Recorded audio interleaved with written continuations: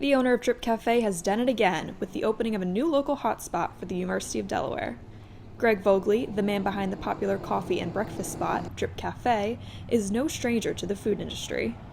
With now 2 successful businesses under his belt, Greg's been doing this since he was only 14 years old, so he's no stranger to the restaurant world. Growing up over the state line in Glen Mills, Pennsylvania, like many young teens, Vogley's working career started with a dream for a car. His first job at 13 was washing dishes and making hoagies at a local pizza shop in town. It wasn't until college, however, that he found a passion for coffee and entrepreneurship after working for Starbucks. I've always had a love with the coffee and espresso, but the moment the espresso hit my hand for the first time I really felt a change. So it felt like something different. Even though Vogley proclaimed himself as a plain coffee guy, he's fascinated by the process of exemplifying flavors and found a knack for how to make a great product for consumers. With an eye for presentation, his selling skills, and help from local friends, Vogley wanted to test the waters in a new market with the opening of a taqueria called Roja Verde. This project was a lot of fun because this really was a culmination of almost 30 years in the industry, and I was 14 when I started.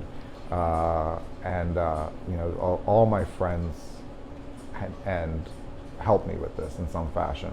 In 2022, Vogley said he was given the chance to take over the closing salon at the end of the strip right next to where Drip is located. While at first he envisioned expanding the space into a larger coffee shop, he had the revelation to open something different instead.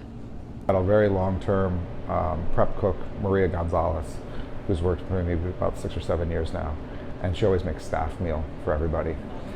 She used to own her own restaurant years ago, and the food that she always made was some of the best I've ever had. So when I drove away, I definitely had a light bulb moment. I went, Maria! So I talked to her about it, buying recipes off of her, moving her from Hocus into Newark. She agreed to help out with the project, and that's kind of where this whole thing started.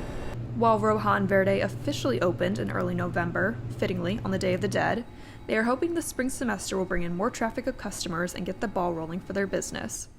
Vogley prides himself on the tight connections he builds with employees and the community. For those visiting the shop, he recommends the tacos, tamales, and handmade churros. Reporting for 49 News, I'm Casey NYMAN.